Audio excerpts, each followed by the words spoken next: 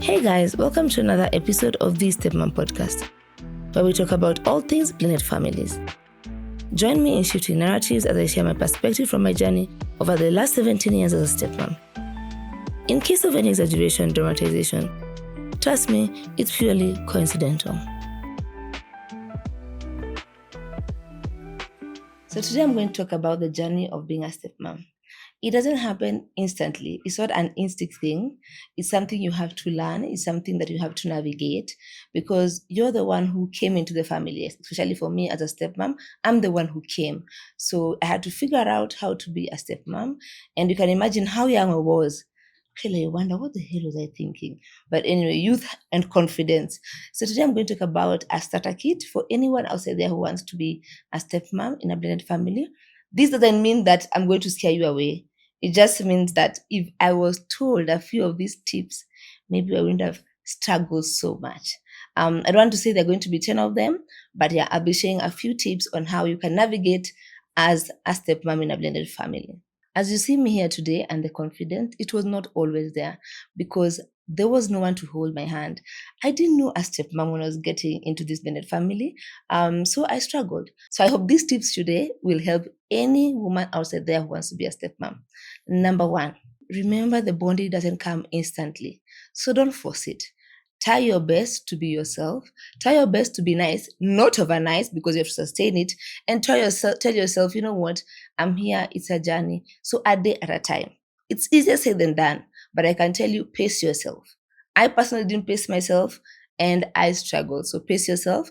Don't struggle with being nice. Don't struggle with over gifting to these children. There is no bedtime. When you go to supermarket, there's no budget, trying to overplease because you're going to pay for it. So you have to be constant. So do it slowly, pace yourself as they also pace themselves. Number two, I'd say in the beginning of your relationship as a stepmom in the blended family, parenting is only done by the father because it is very hard as a stepmom to come instantly and parent. So what I mean is this: be a team. Always remember teamwork. So you need to have a side talk with your partner on the parenting style that I had before I came into the picture. And then we see a way of combining them. So you and your partner are a team. Discuss your parenting style, discuss your no's, discuss your values and your principle. So in the beginning, I was a good cop and Mike was a bad cop. So what used to happen is if a child has done something, especially once, twice, 3 times, because you also have to remember the child could be just being difficult because they're resisting the new bond. So I never used to tell him about everything unless it has escalated. Because don't forget, I'm the one spending more time at home with the children. So it reaches a point where if whatever they've done requires parenting, I will tell Mike on the side, and then Mike will know how to come and deal with it and sort it out. Another point, don't force anything. Most people come into the picture and they force the relationship. You force the children to call you mom. You force the children, to like whatever your food. You force the children, just because you've been given that role as a stepmom. Please do it wisely. I think it took the kids, I don't know, 4 or 5 years before they called me mom. And in between there, they'd call me Auntie Kathy. On bad days, they'll call me Kathy. On really bad days, they will not acknowledge me. So you have to understand, I being the older person, I extend grace to the children. And it eventually happened on just one of the days. I remember, I'll never forget, it was on the stairs. The last one said, hi, mom. And I was like, okay, now I'm mom. And it was like, okay, fine, now I've earned it. So, you need to earn it. Earning it by being consistent, earning it by letting the kids know that you're not coming and going. They're used to a parent has come who gave birth to me and they've left. So you, who's a stranger, what's the chances that you're not going to leave? So it has to be consistent. It has to be fair. It has to be also putting yourself in those children's shoes. And just imagine you woke up one day and your father said, hi guys, me and your mom are divorced and here is your new mom. So you have to extend grace and do it a step at a time.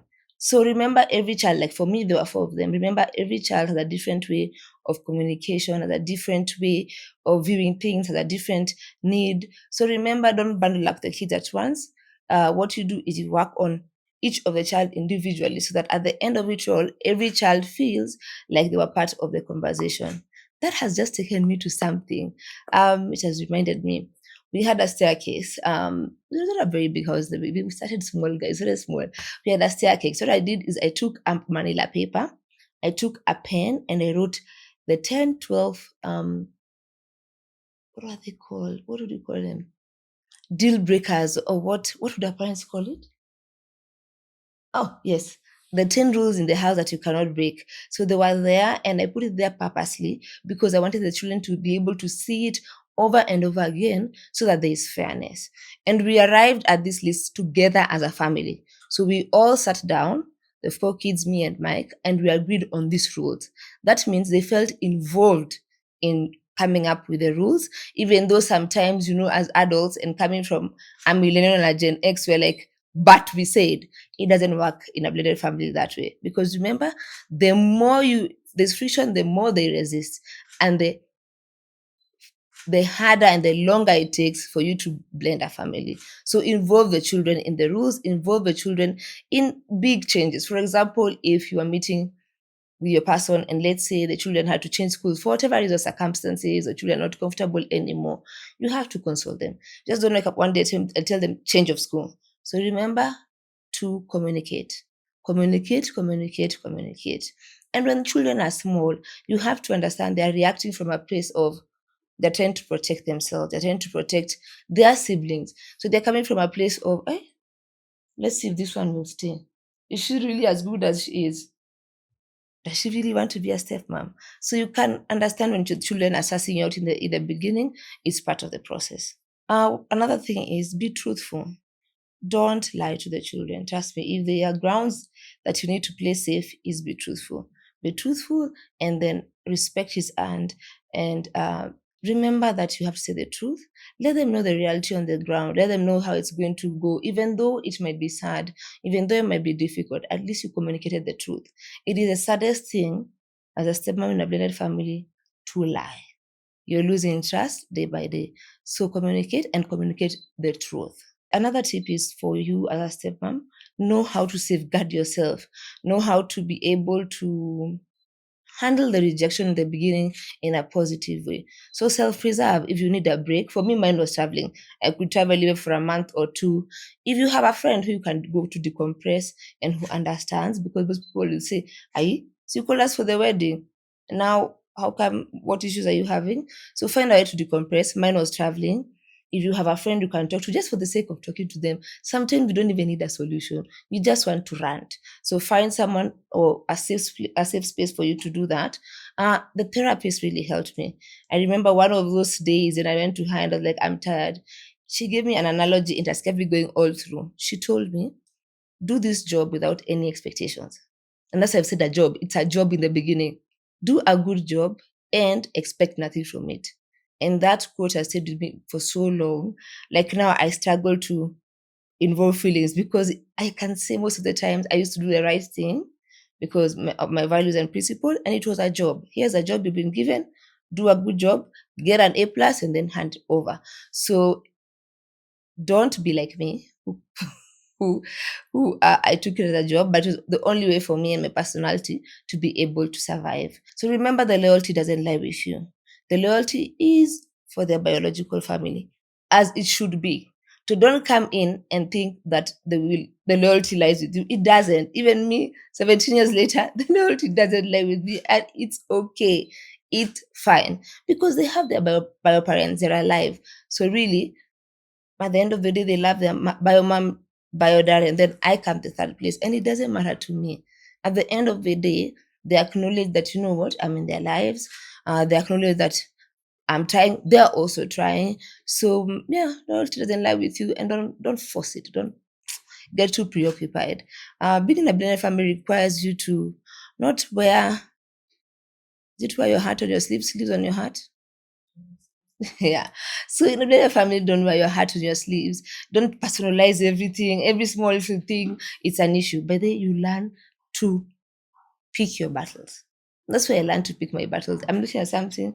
Really, does it need my attention? No. Is it something we can solve without us having more friction? Yes. Sometimes you even need to look at things and look the other way. You're like, I didn't see it because not today. That takes you to the point of, as a stepmom or a stepdad, you need to know when to disengage. When to disengage means I am tired, I am exhausted, and right now, as we speak, I cannot play my duties the right way. So I disengage. If it's something that I don't agree with, but the bioparents seem to agree with, or if it's a continuous battle, you disengage. So I'm there, I disengage. Then when I'm ready to engage, I come back. And I'm sure many parents, the parents that are there, know what I mean by disengaging. You're just there, you're in that house, you're doing your job, you're looking at things, but then I don't have an opinion. I need to disengage for me to be able to come back and to survive. Okay, for every stepmom who's outside there, I would like to encourage you to form an individual relationship with each child. I'll repeat again, don't bundle them up. Having said that, remember that you will not be accepted by everyone. Some you win, some you lose, and that's fine. Every child is different. There's one thing when I say that loyalty lies with the bio parents is you are never allowed to speak ill about any of the bio parents. It is not your space. A child will can tell you about the mistakes their father or their bio father or their bio mom has done. For you is to keep mom. You just say, oh, well, because trust me, they are allowed to talk about their parents in a negative way, and but you're not allowed. Even us, during our time growing up, if you hear someone talking about your mom or dad, so you'll defend them. So as a step parent, by the way, keep your boundaries, know where the time bombs are, and understand where your place is in this equation. Um, Something else I think it's a big thing that most step parents don't do. I'll tell you after 18 years of doing this.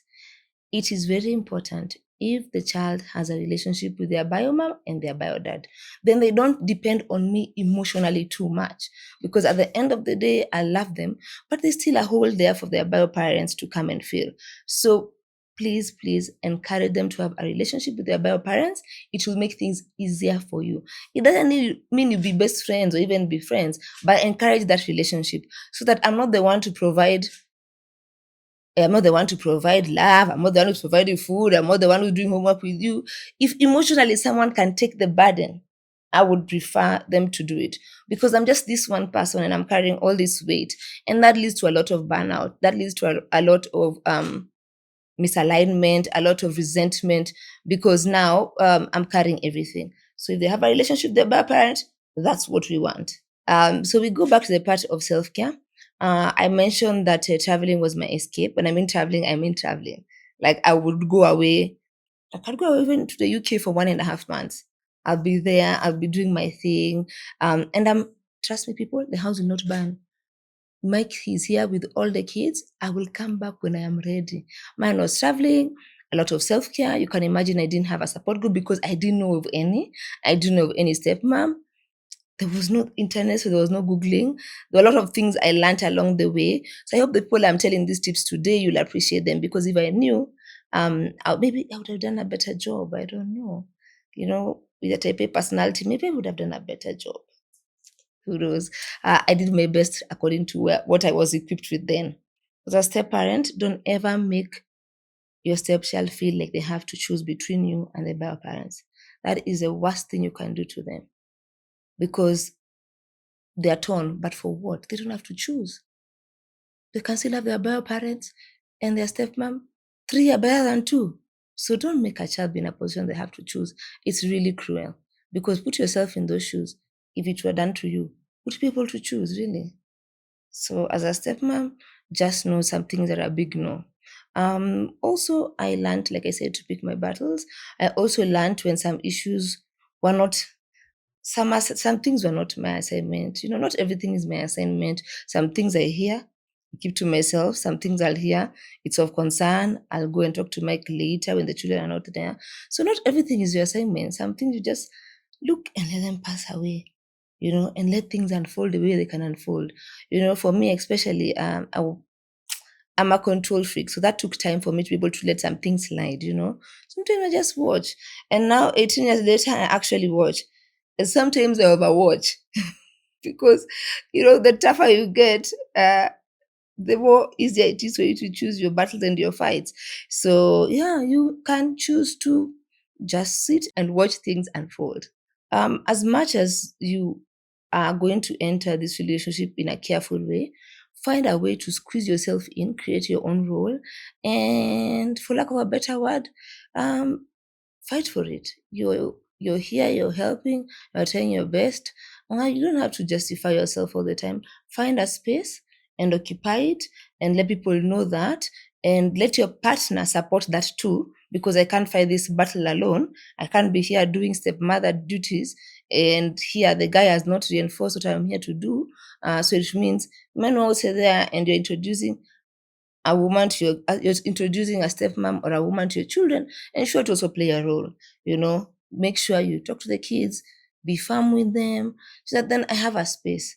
Sasa kama unitetei, now what will happen? And you're the only person, you're my guy, so what's supposed to happen? So yeah, as much as I find my place, also my partner should play his part. So just being a bit vulnerable. So you see, when I told you that I went to see the specialist, no, when I went to see the therapist, and one tip I'll never forget, she said, do this job like you expect nothing. And up to now, I'm still calling it a job. I need to relax and just enjoy. And so this is another side of the struggle I'm in. And the children are like, Mom, just relax. We love you. We're okay with you. So you see, because in my head, I'm used to just doing the right thing. It's my job. So I'm still performing my job. They're like, Mom, let go. Those were those days, not now. So I'm finding myself having to unlearn that, the kids now enjoy me. We are friends. They know I'm here to stay. So now is unlearning. And I can tell you it's been my struggle for the last 2 years. Unlearning. The kids are okay. No one is fighting you. Calm down. But I did that because I had to self-protect myself. When every day you wake up and you're rejected, for lack of a better word, because who won't resist a stepmother? And in every storybook out there, a stepmother is evil. So I used to self-protect. So it's a job. I do the right thing, but I self-protect, meaning my emotions and feelings are not there. Yeah. They said I've come to do a job and I'll do a good job. But now we've blended and we're a family. And the children want to tell you Happy Mother's Day, they want to tell you Happy Birthday. I find it very hard to accept. Because in the beginning when I came, when there was Mother's Day, they would tell their mother Happy Mother's Day, which they should, and they would have told me. But now you see the dad will tell them, go take these flowers, take them to her. So I would be like, you know what? Don't take it personal. Not everything out there is for you to be attacked. Stop overprotecting. Stop over, what is it called? I haven't let my heart loose. I'm still stuck in those days where I have to self-protect my small little heart. Yeah. So no one talks about this part. When you get to my side, you have to unlearn. And to be honest, I'm trying. I'm working on it. But when you're told Happy Mother's Day, I actually nowadays, to be honest, I wanted it for so long. That's now I don't even care. Which is not a good thing. It's because you were waiting then. I was 24, 25. I tell Mike, the kids don't tell the mother Happy Mother's Day, meaning they know that it is Happy Mother's Day, and then they've not given anything to me. So yeah, that's what I'm telling you. Mike used to give them a card and flowers, go, you know. So nowadays, to be honest, I need to get to a place where I embrace it and I believe it. So I've had to unlearn. It's still a journey. Who thought we'll ever get here? So I'd say for someone who is starting or this to be a stepmom or who is on this journey, first of all, let's be clear. Are you a stepmom? Before I even go there, wait. Please find out what your partner's requirement are, especially after divorce. Are you paying child support? How much debt he has? How many assets? How much assets he has? When it comes to what is it called? What is it called? When it comes to custody rights, please get that right. I didn't even ask anything. Sometimes I look and I said, what was I thinking? I really had balls, don't you think? What was I thinking? I'm not that confident now. If I met Mike today, I'd be like, thank you. Nice to know you. And run on the other side. So yeah, so being young and feeling that you can conquer everything. Yeah, that's why I'm here. If there's a woman out there who wants to be a stepmom or is a new one, first of all, I'll tell you, make sure you're one. Okay, are you married? Do you have a marriage certificate? You can be assuming your roles. The man can be having his cake and eating it. These men of ours, especially these African men, will get a little bit of money. So make sure you're a stepmother. Make sure that you're married. It is doable. It can be done. If you come from a place of good, if you come from a place of love, if you come from a place of where you're adding, you're not reducing, and that's why I keep on saying, don't take everything personal. Everything is to hurt your feelings. No. So I'll say, do not personalize things. Extremely, extremely be consistent, be open, communicate, even communicate to death. And I will tell you, people, that over time, the children will get to see it. Even the people around the children will say, by the way, first of all, things don't have to work out. But mtu mpya si mbaya sana. She's not a bad person. You can make it work. So I'll encourage them. There's a lot right now out there about being a stepmom. Use my story, my journey. I know I'm not able to talk about everything. I'm not able to say every little thing, but these are the major things. And I'd say support groups. Having said that, it's been years since I've done it. People want support groups, people need support groups. Divorces are increasing, then the families are also on the rise. But just because the family is on the rise doesn't mean the percentage of success is high. So yeah, if you have a support group, have one, go exile, be able to talk about stuff in a safe space. On that note, I need to have one, because with so many years in this role, that sometimes I don't have the struggles of in the beginning when I started. So sometimes I'm not exhaustive in terms of going through everything that a stepmom can go through, because I'm not there. I'm past it, but I want to be there for other young moms, other young stepmoms, because there's no one there for me. But also you can read. And to be honest, you and your partner should be a team, a tag team, if this thing is to succeed. The rate of success for a blended family, I think it's 10%, if I'm not wrong. So you can imagine if you and your partner are not a team. The team is what will determine if this is a success or not. And I cannot lie, guys, me and Mike are a team. So even the children know. It's just the same way, even live alone a blended family. So your mom and your dad are a team. When your dad says that enda uombe mamako ruhusa, you go to your mom, enda uombe babako ruhusa. You're wondering, guys, do I want me to go? Si mtu useme ukweli. Serious, they're a tag team. So you can imagine if your bio parents are a tag team to parent you. Now imagine me, who's a step parent, and Mike, who's a bio dad or stuff. So be a tag team. And also remember to just sometimes relax. Just relax. Relax about the situation. Sometimes you just need to, I don't like the word chill, but sometimes you just need to chill and just breathe in and out. It is not that big. There's nothing new under the sun. And like I said, if you come from a good place, and if you come with the attitude of bringing in love and not hate, if you come with the attitude of, I'm your father's choice, but I won't take that for granted, then it will succeed. And if you also come with a lot of positivity, positivity has kept me going, on those days. And also, please, please try and keep the other family members, relatives away from your relationship, because here the dynamics are a lot. So you can imagine, if you keep letting the other people interfere, you can imagine as a family, the other bio mom were allies, and then there are these other ones who are willing to give me a chance. So if you really want this to work, I'll tell you the truth, for me, is the decision is between me and Mike. My mom doesn't know even 10% of my experiences, because there was no need. Because I loved my partner. It's just that the package didn't come as I ordered. So if you let many people interfere, it would succeed. Even just in a normal family setup, you try to be you and your wife, to do your own things. You decide, and then you make the decisions and live with the consequences, just the same. But here it has to be a double tag team, because there is a lot of dynamics. That one child doesn't come as one. They've come with other 16 people. They've come with their mother's friends, mother's aunties and uncles. So the dynamics are huge. So if you and your partner want to make this a success, be a tag team. It's 18 years later, and me and Mike are a tag team. I hope I am. The children, have you cracked? Have you cracked us or not yet?